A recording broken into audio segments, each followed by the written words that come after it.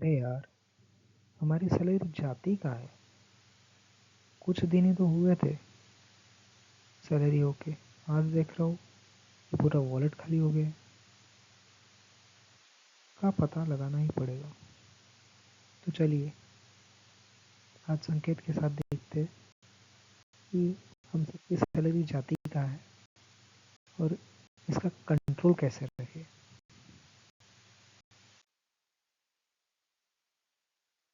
हमारी सैलरी इतनी जल्दी गायब क्यों हो जाती है।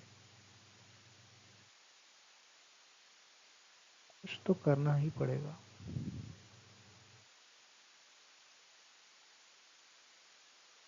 इसके कुछ कारण हैं जो हमें ध्यान रखने पड़ेंगे। पहला है कि हमारे पास कोई क्लियर स्ट्रक्चर नहीं बना हुआ है जिससे हम पता करें कि हमारे पैसे जा कहाँ रहे हैं। दूसरा, आजकल यूपीआई, क्रेडिट कार्ड,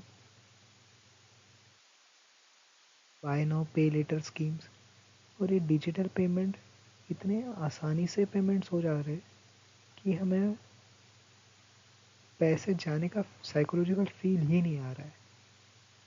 नॉर्मली हम किसी सर्विस या प्रोडक्ट को लेने के लिए जब हाथ से नोट या कॉइन देते थे, ऐसा हमें लगता था कि हमारे पास से कुछ कम हो रहा है। पर जब से यूपीआई आया है, डिजिटल पेमेंट्स इतने आसान हो गए। 2000 का पेमेंट और 2 रुपये का पेमेंट में कुछ अंतर ही नहीं फील होता है कि हम हमारे सेविंग्स, जो पैसे बच जाते हैं उसके हिसाब से प्लान करते हैं। जबकि असल में अगर हमें सेविंग करनी है तो सेविंग को प्रायोरिटाइज करना पड़ेगा।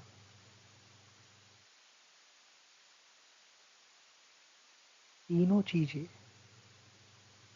सॉल्व करने के लिए एक बहुत ही अच्छी न्यूज़ है, एक सिंपल फ्रेमवर्क है। तीनों चीज़ें कौन सी? स्ट्रक्चर्ड सिस्टम न होना, यूपीआई और क्रेडिट कार्ड के कारण बहुत जल्दी पेमेंट कर लेना, कोई साइकोलॉजिकल इफेक्ट नहीं आना, और सेविंग्स को प्रायोरिटाइज करना। तो उसके लिए हम 50, 30 और 20 का स्मार्ट बजटिंग रूल लेंगे। काफ़ी आसान है और हर कोई फॉलो कर सकता है। जैसे 50, तो 50 मतलब हमारी जो सैलरी है उसका 50% हमारे नीड्स में जाएगा। नीड्स यानी हमारा घर का किराया हो गया, ईएमआईज हो गए, ग्रॉसरीज हो गई, आने जाने का ट्रैवल का खर्चा हो गया, इलेक्ट्रिसिटी बिल हो गए, मोबाइल पेमेंट्स हो गए, इंश्योरेंस प्रीमियम हो गए। जो बहुत ज़्यादा ज़रूरी चीज़ें हैं उसमें हमारी सैलरी का 50% जाएगा। फिर बचे 30%। 30% जाएगी डिस्क्रिशनरी चीज़ों में, मतलब हमें कौन सी चीज़ें चाहिए। नहीं होगी तो भी चलेगा पर होगी तो अच्छा है। जैसे बाहर जाकर रेस्टोरेंट में खाना, शॉपिंग करना, कभी सिनेमा देखने चले गए, तो हमारी जो हॉबी है उसमें इन्वेस्ट करना, या वीकेंड्स में कोई ट्रिप करके आना, ये हमारे लाइफस्टाइल से रिलेटेड है। इसलिए इनको डिस्क्रिशनरी स्पेंडिंग कहते हैं। मतलब होगी तो अच्छा है और ना होगी तो कोई बात नहीं, अगले महीने में कर लेंगे। दूसरा, 20% सेविंग। हमारी सैलरी का एटलीस्ट 20% सेव करना ही चाहिए। वो आप सेविंग किस में करते हो वो आप पे डिपेंड करता है। आप म्यूचुअल फंड में एसआईपी करते हो, या पीपीएफ में डालते हो, या एनपीएस में डालते हो, या किसी बैंक में एफडी करते हो, या अपने इमरजेंसी फंड को बिल्डअप करते हो। ये सब आप पे डिपेंड करता है। अगर किसी की सैलरी 1 लाख है तो इसका मतलब है 50,000 उसके नीड्स में जाएंगे, 50, फिर बचे हुए 30,000 रुपये जाएंगे बॉन्ड्स में, मतलब बाहर खाने में, एंटरटेनमेंट के लिए, और जो 20,000 बचते हैं वो जाएंगे सेविंग्स और इन्वेस्टमेंट की तरफ। हमेशा याद रखें कि सेविंग्स को प्रायोरिटाइज करना है, तो सेविंग्स को अगर प्रायोरिटाइज करना है, जब सैलरी आती है, आपकी सैलरी चाहे 1 तारीख को आए या 2 तारीख को या 3 तारीख को, जिस भी दिन आए, उसके नेक्स्ट डे या विद इन 24 आवर्स आपको ये जो 20% है वो अपने सैलरी से निकाल के जहाँ पे भी आप सेव करना चाहते हैं वहाँ रख देना है। अगर मेरी सैलरी 1 तारीख को आ रही है तो 2 तारीख तक मेरे ये जो 20% है ये मेरे सेविंग्स अकाउंट्स में चले जाएंगे या इन्वेस्टमेंट अकाउंट में चले जाएंगे। उसके बाद क्या याद रखें, सिर्फ ऐसा ना सोचे कि ये 20% से क्या होगा। सेविंग्स से मैं सिर्फ 20% कर रहा हूँ, मेरी सैलरी भी कम है, तो उसका 20% कितना होगा।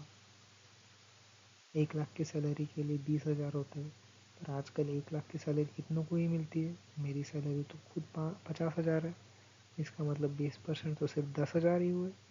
पर हमेशा याद रखें, डिसिप्लिन हमेशा बहुत इम्पोर्टेंट चीज़ होती है।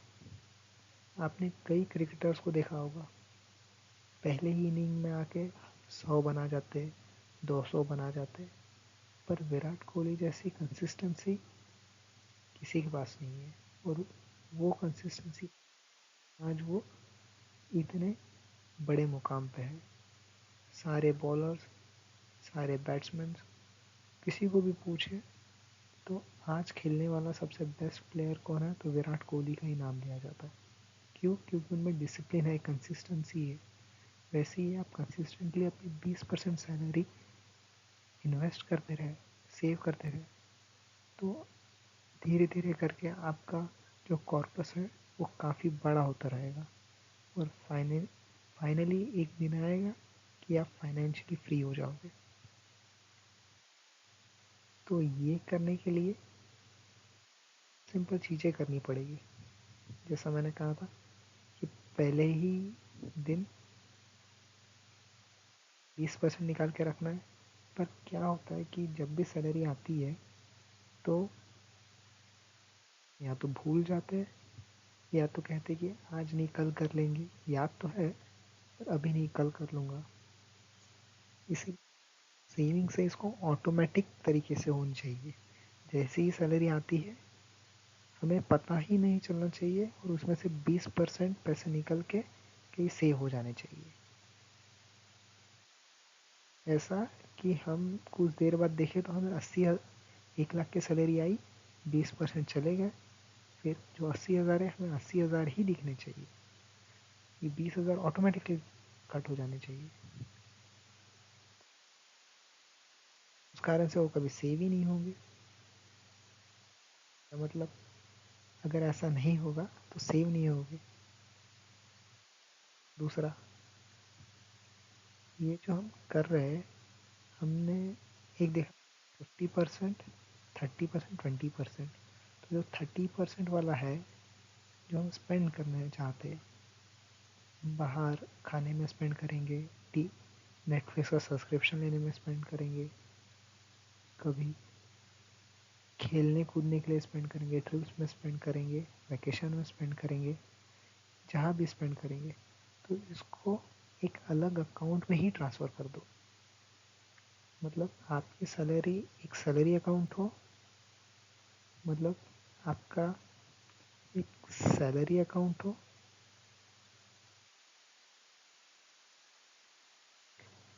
बॉन्ड्स वाला अकाउंट हो, सेविंग्स वाला हो। तो मतलब यहाँ से पैसे जा रहे हैं सेविंग्स में, फिर ही दिन बॉन्ड्स वाले में भी जा रहे हैं। तो ये आपका सैलरी अकाउंट हो गया, ये है आपका सेविंग्स अकाउंट, और ये है आपका फोन्स वाला अकाउंट। तो ये वाले 30% वाले अकाउंट को आपको पेटीएम, यूपीआई या गूगल पे या भीम उससे कनेक्ट करना है इसको। मतलब जिस तारीख को आपको पैसे मिले मेन अकाउंट में, आपके सैलरी अकाउंट में, वहाँ से 20% इधर, 30% यहाँ, 30% यहाँ पे, और यही 30% आपको मिलेंगे स्पेंड करने के लिए। क्यों? क्योंकि यूपीआई और ये सारे इसी से कनेक्टेड है।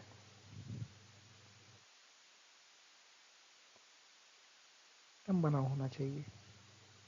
ये सिस्टम के लिए आपने देखा कि हमने पहले ऑटोमेट करके रखा है। सैलरी आते ही 20% यहाँ पे और 30% यहाँ पे चली जानी चाहिए। दूसरा, ये जो 30% वाला है ये आपकी यूपीआई पेमेंट से लिंक होना चाहिए कोई भी। बाकी ये दोनों कभी इससे लिंक नहीं रहने चाहिए। फिर आपको मंथली ट्रैक करना है कि आप कितना स्पेंड कर रहे हैं। तो आप कितना स्पेंड कर रहे हैं, कितना स्पेंड कर रहे हैं वो आप, एक तो ये काफ़ी डिफ़िकल्ट होता है कि हमेशा एक एक चीज़ का नोट डाउन करें। क्या घर पे आके लिख के रखे या पेपर में लिख के रखे? कहीं बाहर जाते हो आप, यहाँ पे 100 रुपये खर्च करते हो, वहाँ 200 करते हो, कहीं पेट्रोल भरा लिया, कहीं खाना खा लिया। तो ये काफ़ी डिफ़िकल्ट टास्क हो जाता है और इतना मुश्किल काम करना ही नहीं है। क्योंकि आप एक दिन करोगे, 2 दिन करोगे, फिर उसके तीसरे दिन बोलोगे रहने दो यार, नहीं करना है। तो ये नहीं होना चाहिए। हमने पहले ही सीखा था कि डिसिप्लिन मैटर्स। ये डिसिप्लिन चाहिए, डिसिप्लिन होना चाहिए। तो इसलिए आसानी से क्या करो, आप कर सकते हो, एक एक्सेल शीट बना सकते हो, पर ये मुश्किल है। उससे अच्छा मैं रिकमेंड करूँगा भीम ऐप इंस्टॉल करें। मतलब भीम यूपीआई डाउनलोड करें। प्योर इंडियन गवर्नमेंट का है, सिक्योरिटी इशू नहीं है कुछ, अच्छा चलता है।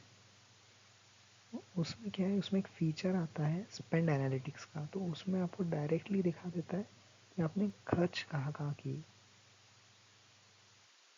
तो आपको उसका ट्रैक रखने की ज़रूरत नहीं है। आप मंथ के एंड में आके देख लोगे तो वो दिखा देगा आपको कि ट्रैवलिंग में इतना गया है, फिर फूड पे इतना गया है, ग्रॉसरी में इतना गया है, और इसमें इतना गया है, बिल्स में इतना गया है। ये सब आपको मंथ के एंड में दिखाई देगा।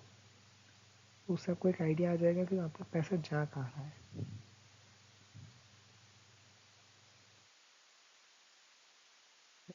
कहा था कि कंसिस्टेंसी मैटर करती है, डिसिप्लिन मैटर करता है।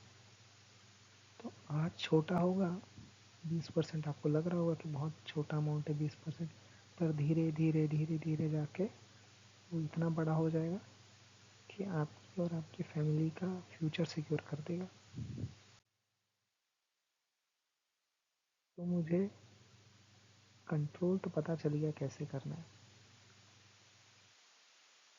फाइनेंशियल फ्रीडम को अचीव करने के लिए एक छोटी चीज़ पहले करनी पड़ेगी हमें। वो है कि अगर कुछ हो गया, प्रॉब्लम हो गया, तुम्हारा जॉब चले गया है, या कुछ ऐसा हो गया कि जिस कारण से तुम जॉब पे जा नहीं पा रहे हो, तो सबसे पहले तुम्हारे पास 6 महीने का एक इमरजेंसी फंड होना चाहिए। इमरजेंसी फंड होना चाहिए। के बाद आप 20% इन्वेस्टिंग करते रहो। 20% यहाँ हर महीने का मैं बात कर रहा हूँ।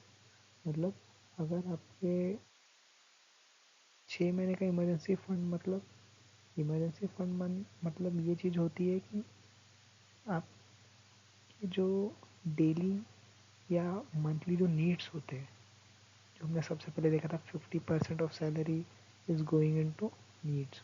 ये जो नीड्स है एकदम क्रिटिकल नीड्स, मतलब मेरा घर का किराया हो गया, खाने का सब्जी का बिल हो गया, इलेक्ट्रिसिटी का बिल हो गया, पानी का बिल हो गया, ये सारी चीज़ें जो बहुत ही क्रूशियल है।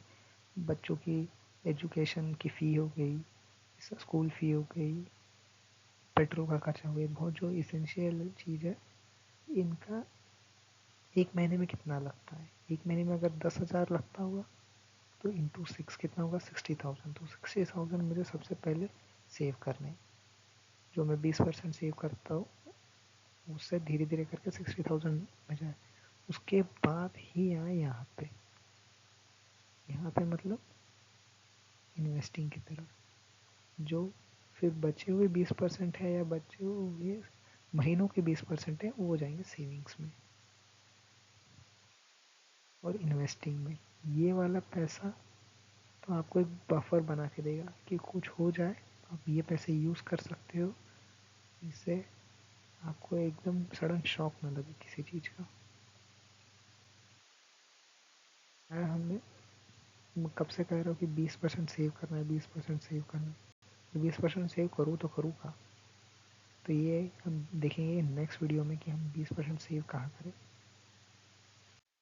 इससे पहले हमारी जर्नी आज से ही शुरू होनी चाहिए। काफ़ी लोग ऐसे काफ़ी वीडियोस देखते हैं कि ये करना चाहिए, वो करना चाहिए, ये अकाउंट होना चाहिए, बॉन्ड्स के लिए एक अकाउंट होना चाहिए, बैंक का अकाउंट, सेविंग्स के लिए एक होना चाहिए, हमारा सैलरी अकाउंट रहेगा जिसमें सैलरी आएगी, इसमें से इसमें जाएगी, फिर बॉन्ड्स वाले में जाएगी, बॉन्ड्स वाला यूपीआई से कनेक्टेड होगा, फिर यहाँ से मैं स्पेंड करूँगा। ये सब सुन लेते हैं पर करते कुछ नहीं है। हमें छोटे छोटे स्टेप्स है ये छोटे छोटे स्टेप्स लेना पड़ेगा। चाहो कि बार बार देखिए कि मेरा कोई स्टेप मिस तो नहीं हो रहा, पर आज से ही काम पे लग जाइए। धीरे धीरे करके एक अपना बनाइए।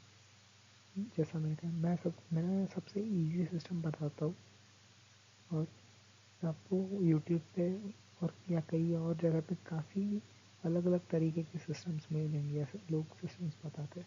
आप किसी भी सिस्टम को फॉलो कर सकते हैं, पर मैंने जितना भी देखा है या पढ़ा है उसमें मैंने यही देखा है कि ये सिस्टम सबसे आसान सिस्टम होता है और सबसे इफ़ेक्टिव सिस्टम है। आसान भी और इफ़ेक्टिव भी। थोड़ा सेटअप करने में कभी कभी प्रॉब्लम होता है क्योंकि आपको सिर्फ अकाउंट्स वाले अकाउंट्स को यूपीआई से कनेक्ट करना है, 2-3 अकाउंट्स मेंटेन करने हैं जहाँ पे मिनिमम बैलेंस भी मेंटेन करना पड़ा। थोड़ा सा इनिशियली थोड़ा सा रेजिस्टेंस होता है, पर धीरे धीरे जाके वो स्ट्रीमलाइन हो जाएगा। तो स्टार्टिंग में थोड़ा सा एफर्ट लेना पड़ेगा। इसके लिए क्या करना है आपको, वो भी मैं से आपको एक अंडरस्टैंडिंग आ जाएगी स्पेंड एनालिटिक्स में कि आपका पैसा जा कहाँ रहा है। के बाद आप, जैसा मैंने आपको बताया कि यहाँ पे तो आपका पैसा जा रहा है, पर जाना कहाँ चाहिए? 50%, 30% और 20%। 50% कहाँ जाएगा? एक्सट्रीम नीड्स में, 30% वांट्स में और 20% मिनिमम सेविंग्स होनी चाहिए। अगर कभी आप समझो 30% में से पैसे थोड़े बच जाते हैं तो आप उसको ट्रांसफ़र कर दीजिए सेविंग्स में, इन्वेस्टिंग में। उसके बाद ये जो 20% है, यहाँ से कोई पैसा कहीं नहीं जाना चाहिए। यहाँ से पैसे सिर्फ सेविंग्स या इन्वेस्टिंग अकाउंट्स में जाने चाहिए और इसका डिसिप्लिन मेंटेन रहे। ये 20 का 25% हो सकता है, बट 20 का 19% नहीं होना चाहिए कभी। ये आप धीरे धीरे करते रहोगे, आपका डिसिप्लिन ही मैटर करेगा और फाइनली आपको फाइनेंशियल फ्रीडम अचीव करके देगा। ये बहुत छोटी छोटी चीज़ें हैं, एक बार सेटअप हो जाएगी तो आपको फिर मुड़ के भी नहीं देखना पड़ेगा कि क्या हो रहा है क्या नहीं हो रहा है। सिस्टम अपने आप खुद चलते रहेगा और कुछ सालों बाद, कुछ दिनों बाद आप देखोगे कि आप फाइनेंशियली फ्री हो चुके हो और आपको पता भी नहीं चल रहा। फिर जब आप इवोल्यूट करोगे, आप देखोगे कि ये सब इतनी छोटी चीज़ें थी, इन्होंने इतना बड़ा इफेक्ट ला दिया आपके फैमिली के, फाइनेंशियल्स पे और आपकी लाइफ पे। और अभी आप एकदम हैप्पीली अपने फाइनेंशियल डिसीजंस ले पा रहे हो, कोई स्ट्रेस के बिना, कोई साइकोलॉजिकल प्रेशर नहीं है आप पे।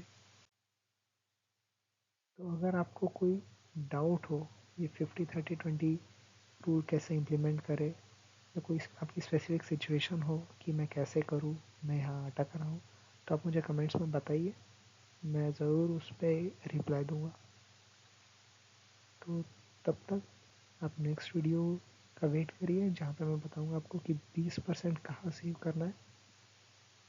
तब तक के लिए थैंक यू। और मेरे मेरे चैनल को फाइनेंस विद संकेत को लाइक, शेयर और सब्सक्राइब करना ना भूलें। बाय।